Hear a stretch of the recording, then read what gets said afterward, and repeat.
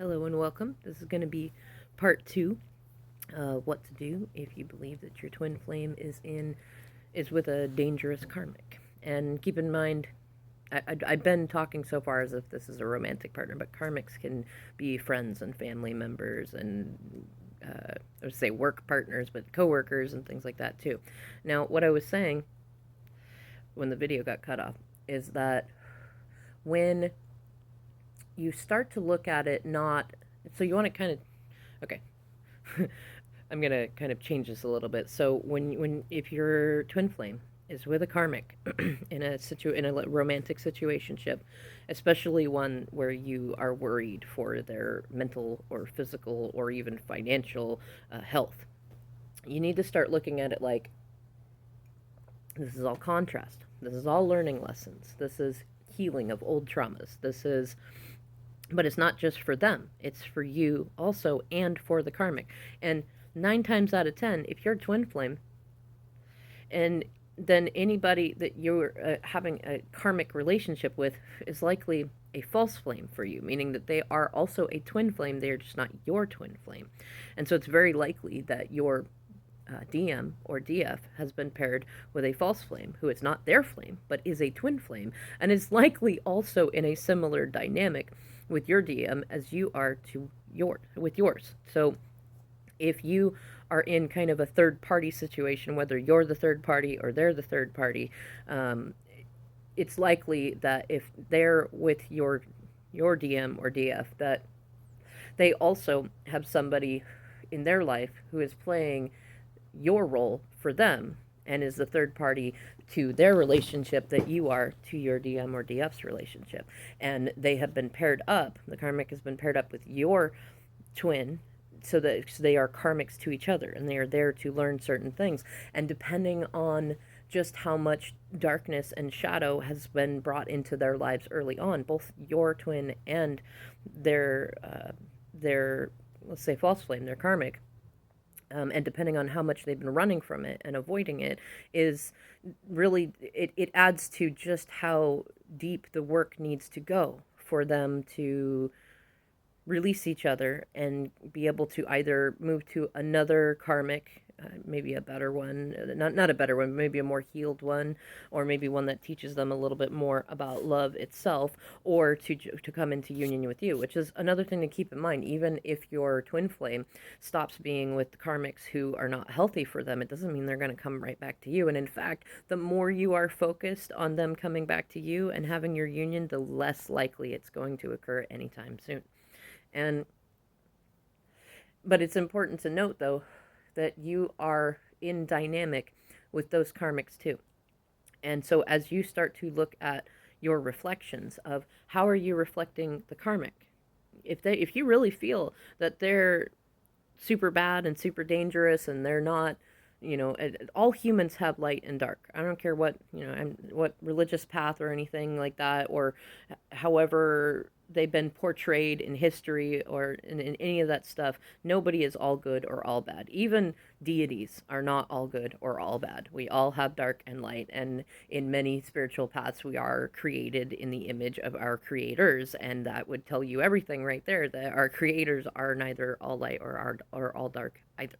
And so if you're seeing that your twin is with someone who is dangerous, then look at how do you feel like you've been dangerous, or if you feel like they're toxic or that they're deceiving somebody, then look at how are you being inauthentic. It can be that simple.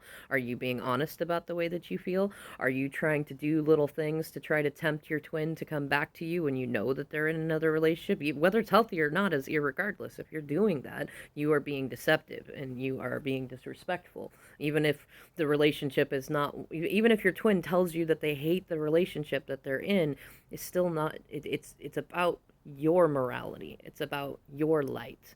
And at the same time too, look at how are you, who are you putting on pedestals?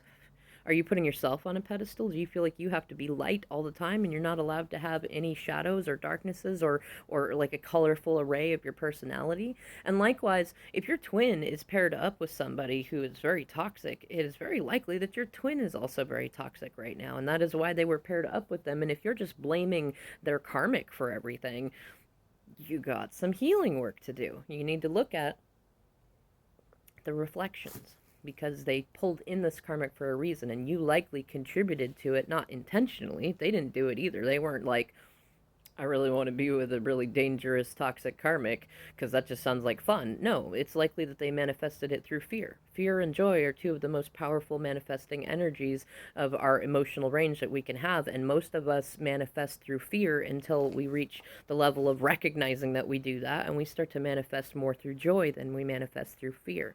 And that leads me to what you can do if your twin is either in a romantic situationship that's dangerous for them, or they just have really like poor self-esteem, or they're just very codependent, or they're effectively using other people to hurt themselves, which is what codependency is in many ways. We feel like we get stuck on needing to save other people, or we have such low self-worth that we think that everybody else's needs are more important, or things like that. And then we manifest karmics that are, they're in the victim martyr cycles. And usually the way that that goes is, it's like, if you're letting them do whatever it is that they want to do, spend whatever they want, touch you in any way they want, go anywhere they want, and you're not saying anything, and you're acting like you're just always happy with everything that they do, then they typically are in a good mood, and they'll just do whatever they do. But the minute that they do something that makes you uncomfortable and you speak up about it,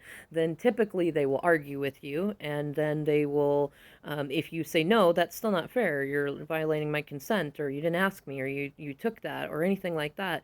And I mean, we're all human, so there might be an initial reaction, but the biggest thing to look at is, what do they do with that information?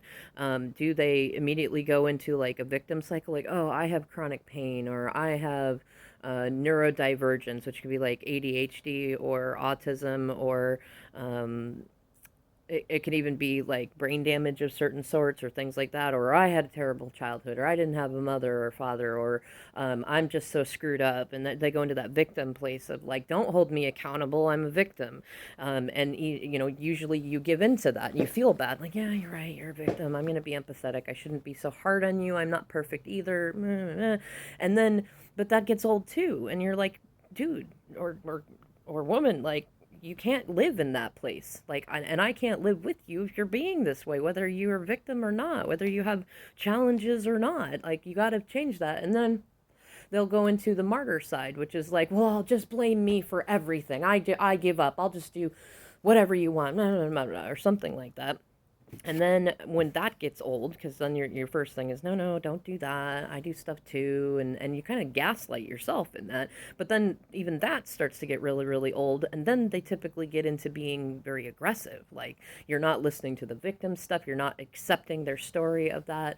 And then when they try to go martyr end, you're not going, no, no, please don't do that. You're going, all right, whatever. Like, be a martyr then. I don't care, but fix it. Then they'll become bullies about it, or usually it starts out as passive aggressive, doing little things here and there, not making dinner anymore, not calling anymore, getting drunk on an important evening, not texting back very quickly, things like that. They'll start doing little things like that. And when that doesn't work, then it becomes more aggressive, over texting, cornering you, and when not giving you a chance to think about anything, and then going, are you listening, and why aren't you answering me right now, as you're in your head going, anything I say right now is going to be used against me, even if I say something nice. And then it starts to get bigger and bigger and bigger. And these are pretty common cycles of toxicity that even twin flames can go through. And sometimes that's what causes our separation. So if you're in separation and your twin is with somebody that you believe is doing things like this, then look at where your relationship last was with your twin and where it is now. If you're still feeling like you need to save them, then you've got savior syndrome to work out. And what you really need to look at is, why don't you have faith in your twin? Because that's the biggest way to manifest the situation continuing. And I'll do some more videos about that later, but this is the key thing. And it's what I found most helpful in my own journey and those that I coach, as well as those in my soul tribe that are going through similar things, is one of the biggest reasons for separation is we lose faith in each other. And If you feel like your twin is not capable of seeing through the lies and the bullshit, guess what? You're holding them in that place. They're not going to see through it because you don't feel they're capable of it unless you tell them about it. If you don't feel like they're capable of standing up for themselves when they're being bullied, guess what? They're not going to stand up for themselves when they're being bullied. If you don't feel like they're capable of standing on their own and being single, and that you feel like they've just got such a big problem with fear of abandonment, guess what they're going to continue more of? More of that, right? If you feel like, if you're afraid that they're going to keep hurting you, and even if they are single and with you, that you're going to have to worry about lies or other karmics or things like that, guess what you're manifesting? And you're manifesting it together because they're reflecting you and they're also thinking the same thing about you. So the way to change this cycle is to stop trying to rescue, stop trying to be a savior, and start learning to have faith. And it's not easy at first, especially if you either grew up in a very codependent dynamic with your family, or you've just become very codependent because your soul wanted to experience the healing of that, whatever the reason is. You're going to keep manifesting that. So long as you are afraid for them, that is one of the strongest manifesting energies. And you're going to manifest more of that than the love and the healing union that you really would like. And the way to start changing that is to start having faith in them and faith in yourself, and also faith in the karmics. Get to a place where you genuinely appreciate them as a human. They're not perfect by any means, and neither are you, and neither is your twin. And for as many crappy things as you hear about them doing, there are likely just as many good things that they are also doing. And just most people talk more about the negative than they talk about the positive. And that's another thing to be healing.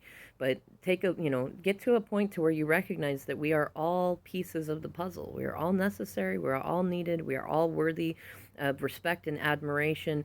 And really, you gotta, I did a whole series about thank you karmics. Look into it because there are reasons to appreciate them. And once you can appreciate them and not fear them, and you have faith in your twin and yourself, then the real magic starts to happen. All right, I'm running out of recording time here, so I'm going to end this here so it's not a series of videos. Let me know if you have any further questions below, and thank you genuinely for watching.